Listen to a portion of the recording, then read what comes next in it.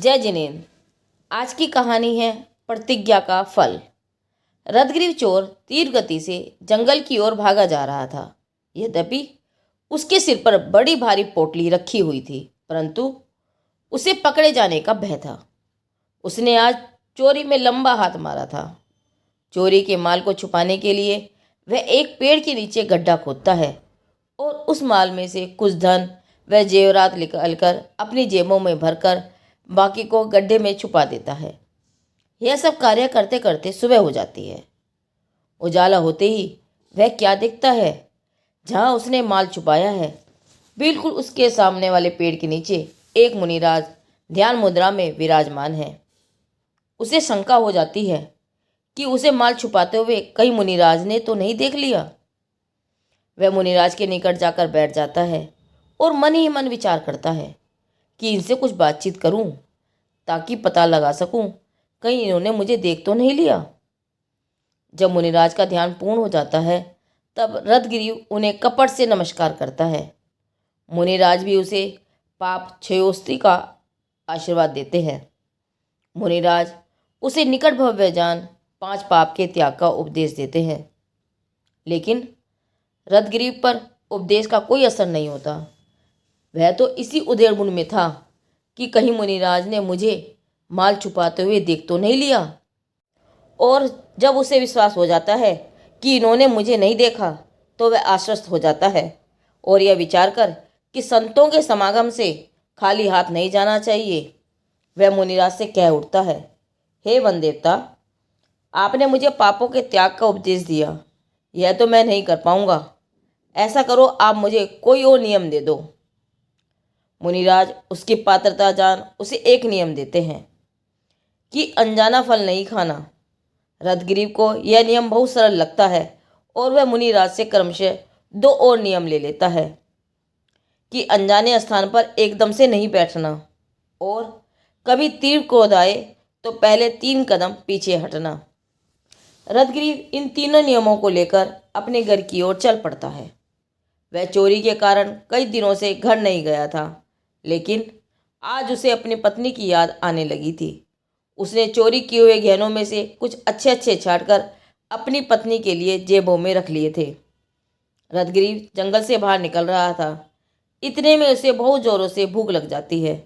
वह आसपास देखता है कि खाने को कुछ मिल जाए। वहीं पास में एक पेड़ पर लटकते हुए पके फल दिखाई देते हैं।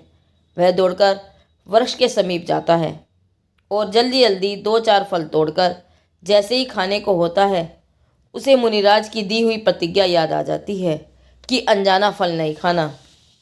वह अपने चारों ओर निगाह डालता है और देखता है वहाँ अनेक झूठे फल पड़े हैं और अनेक गिलहरी चिड़िया मर्द पड़ी हैं। वह समझ जाता है यह फल अवश्य जहरीले हैं। उसे मुनिराज का बहुत बहुमान आता है, आज उनके कारण मेरी जान बच गई। वह आगे बढ़ता है और गांव की सीमा प्रारंभ होते ही उसे एक सराय दिखाई देती है। वह वहाँ रुककर पेट भर भोजन करता है। जब उसे पैसे चुकाने के लिए जेब में हाथ डालता है तो सराय का मालिक ताड़ जाता है कि इसके पास बहुत रुपया है और वह उसे अपने फंदे में फंसाने के लिए कपट से बड़ी मीठी मीठी बातें करता है। भैया, बड़े थके दिखाई देते हो, अभी भोजन किया है, थोड़ा विश्राम कर लो, फिर निकल जाना। रथग्रीव थका हुआ था ही, अतः विश्राम के लिए रुक जाता है। सराय का मालिक उसे एक सजे धजे सुंदर कक्ष में ले जाता है और कहता है, आप निश्चिंत होकर यहाँ विश्राम करें।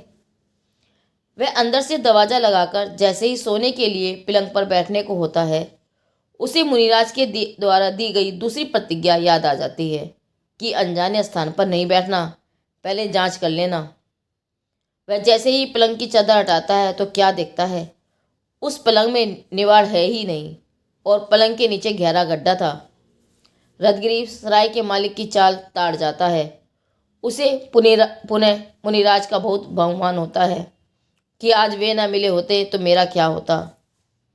रथग्रीव वहाँ से जल्दी निकलने के लिए साधन ढूंढता है। उस कमरे में एक छोटा सा रोशनदान था, वह उसी से बाहर निकल जाता है। रथग्रीव अब तेजी से अपने गांव की ओर चलता है, लेकिन पहुंचते पहुंचते उसे अधयात्री हो जाती है। वह दरवाज़ा न खटखटाकर खिड़की के सहारे सीधे अपनी पत्नी के कक्ष में प्रवेश कर जाता है। लेकिन वहाँ का दृश्य देख उसे सांप सूंघ जाता है। वह देखता है उसकी पत्नी के पास कोई सोया हुआ है। यह देख उसे तीव्र क्रोध आता है। वह अपनी पत्नी के कुशील रूप आचरण का विचार कर उसे मारने के लिए कटार निकाल लेता है। लेकिन तभी उसे मुनिराज के द्वारा प्रदत्त तीसरी प्रतिज्ञा याद आ जाती है। वह 3 कदम पीछे की ओर जाता है। वहाँ उसका पैर एक बड़े बर्तन से टकरा जाता है। तेज आवाज़ सुनकर उसकी पत्नी वह पास में सोई हुई रथग्रीव की बहन जाग जाती है। उसके हाथ में इस तरह कटार देखकर दोनों भयभीत हो जाती हैं और कारण पूछती हैं। रथग्रीव कटार फेंक देता है और दोनों को गले लगा लेता है। फिर अपनी पत्नी व बहन को सब घटना सुनाता है कि आज मुनिराज के कारण ही मेरी व तुम दोनों की जान बची है। रथग्रीव कहता है, मुनिराज तो मुझे बड़ी उत्तम शिक्षा दे रहे थे, लेकिन मैंने वह ग्रहण न करके ये छोटे छोटे नियम लिए। लेकिन उनके दिए ये नियम भी जब मेरे लिए इतने कल्याणकारी हैं, तो फिर उनकी वे शिक्षाएं कितनी अधिक उपकारी होंगी। रथग्रीव का मन मुनिराज से पुनः मिलने के लिए आतुर हो जाता है। पत्नी व बहन भी साथ चलने की जिद करती हैं। रथग्रीव मार्ग में चला जा रहा है और विचार करता है, आज के बाद कभी चोरी नहीं करूँगा। जैसे ही वह मुनिराज के निकट पहुँचता है, उन्हें बारंबार विनय से प्रणाम करता है और सारा वृत्तांत बताता है। मुनिराज भी तीनों प्राणियों को मोक्ष मार्ग का उपदेश देते हैं। रथग्रीव इस उपदेश को ग्रहण कर मुनि दीक्षा धारण करता है। वह उसकी पत्नी व बहन भी आर्यिका संघ में जाकर आर्यिका के व्रत धारण करती हैं। अहो, छोटे छोटे नियम भी जीव के उत्थान में निमित्त बन जाते हैं। कहा भी है, घुटने घुटने चलते चलते पांव खड़े हो जाते हैं और छोटे छोटे नियम सफल कर बड़े बड़े पा जाते हैं। यह लघु कथा जैन धर्म की कहानियाँ भाग 27 से ली गई है। जिनदेव की वाणी आगम वाणी।